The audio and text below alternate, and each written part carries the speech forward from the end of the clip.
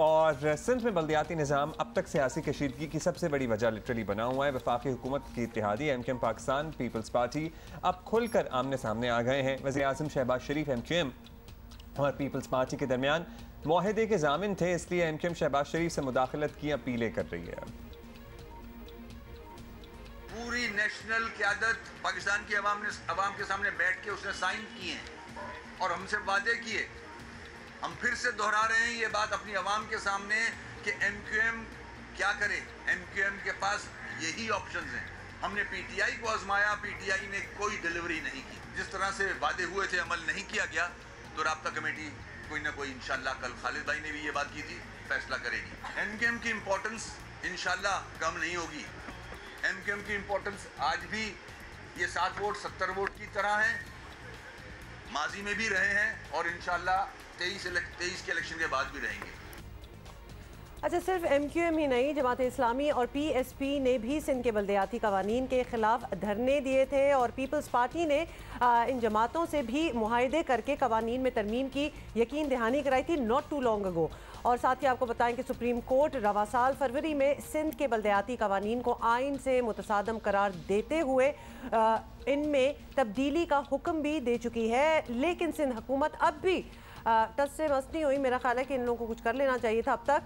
पुराने बल्दियाती कवानीन के तहत ही सिंध में लोकल बॉडी इलेक्शन का पहला मरहला भी करा दिया है और एमक्यूएम की नाराज़गी इसलिए भी अहम है क्योंकि उनकी सपोर्ट पर ही वफाकी हुकूमत कायम हुई है। तो ये बहुत बड़ा एक पॉइंट है। अब जी, कराची में आपको बताइए, कराची समेत 3 अजला हैं जिनमें 28 से कराची के मल्टीपल अजला हैं। खैर, कराची समेत बदीन में भी हैं 28 से बल्दियाती इंतखाब। वज़ीर इत्तला शर्जील मेमन से जानते हैं ज़रा कि चल क्या रहा है। बहुत शुक्रिया आपका शर्जील मेमन साहब। एमक्यूएम पाकिस्तान सर्टनली आपकी इत्तेहादी जमात है और बड़ी अहम इत्तेहादी जमात है, लेकिन जिस मुआहदे की बुनियाद पर यह इत्तेहाद बना वो ये कह रहे हैं कि पीपल्स पार्टी वो मुआहदा पूरा नहीं कर रही है। शुकूक तो पहले ही थे लोगों को, मतलब अब गारंटी हो गई है कि भाई ये अननेचुरल अलायंस था, पहले भी बहुत दफ़ा हो चुका है और टूट चुका है। तो बल्दियाती कवानीन में कोई तब्दीली ना होना बताता है कि मतलब सब कुछ इज़ नॉट वर्किंग वेल। क्यों पीछे हट रहे हैं आप लोग वादे से?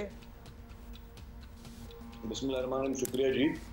पाकिस्तान पीपल्स पार्टी ने जो भी कमिटमेंट किसी भी पार्टी की उसको पूरा किया है और बल्दियाती कवानीन में जो जहाँ तक तरामीम की बात है उसमें भी हमने एमक्यूएम को कहा है कि जी हम उनके साथ बैठकर बातचीत करने के लिए तैयार हैं।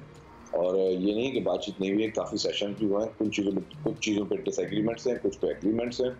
तो जब ये पूरा दोनों पार्टियों की तरफ से फाइनल हो जाएगा ड्राफ्ट, उसके बाद वो कवानीन में तब्दीली भी आ जाएगी। आपके इत्तेहादी आप कह रहे हैं बात करने के लिए तैयार हैं, मतलब कोई दुश्मन थोड़ी है। चले मूविंग ऑन, आपकी कमिटमेंट सिर्फ मुत्तहिदा से ही नहीं थी, जमात इस्लामी और पीएसपी के धरने ख़त्म कराने के लिए भी ऐसे ही वादे किए गए थे। और ये कोई इतनी पुरानी बातें नहीं हैं कि जी हम बहुत ही पीछे से लेके आए और आपको याद ना हो, ये तो अभी हुआ है।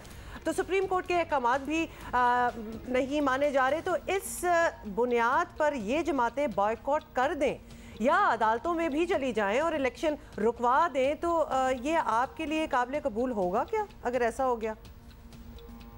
देखिए, पीपल्स पार्टी किसी भी सूरत में नहीं चाहती कि इलेक्शन पोस्टपोन हो। पहले भी इलेक्शन पोस्टपोन हुए, हम समझते हैं हमें इसको नुकसान हुआ, क्योंकि बल्दियात में अगर आप देखें कि सेकंड फेज में भी, फर्स्ट फेज में पीपल्स पार्टी ने बहुत ज़बरदस्त मेजॉरिटी ली, सेकंड फेज में भी सबसे ज़्यादा जो है जो अनअपोज कैंडिडेट्स आए वो पाकिस्तान पीपल्स पार्टी के आए, चाहे वो कराची में हो या चाहे सिंध के दीगर अजला में हो। जहाँ तक कमिटमेंट्स की बात है, हमने बिल्कुल ये कहा है कि हर पार्टी, चाहे वो पार्लियामेंट में है या पार्लियामेंट में नहीं है, वी बिलीव इन डेमोक्रेसी। हम चाहते हैं सब साथ मिलकर बैठ के जिस कवानीन की जो बेहतरी के लिए कवानीन होंगे वो हम करेंगे, उसमें हमने कभी मना नहीं किया। लेकिन अगर जमात इस्लामी और पीएसपी को सिर्फ सियासी पॉइंट स्कोरिंग के लिए कुछ एलिगेशन लगाने हैं, वो अलग बात है। एमक्यूएम के साथ हम बिल्कुल बातचीत कर रहे हैं, एमक्यूएम के साथ कोई इस तरह का डिस्कम्फर्ट नहीं है, जो जायज़ बातें वो सारी मानी भी जा रही है।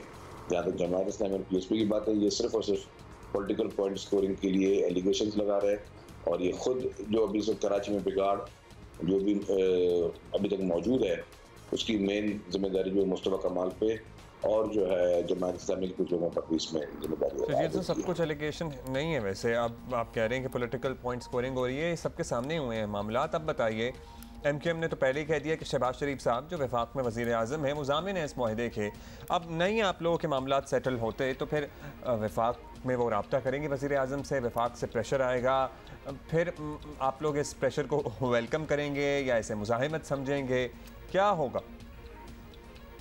देखिए जी, वफाक सिंध पे प्रेशर कोई नहीं कर सकती, ना ही हमने कोई इस तरह की कभी पॉलिटिक्स की है कि कोई हमें प्रेशराइज करे।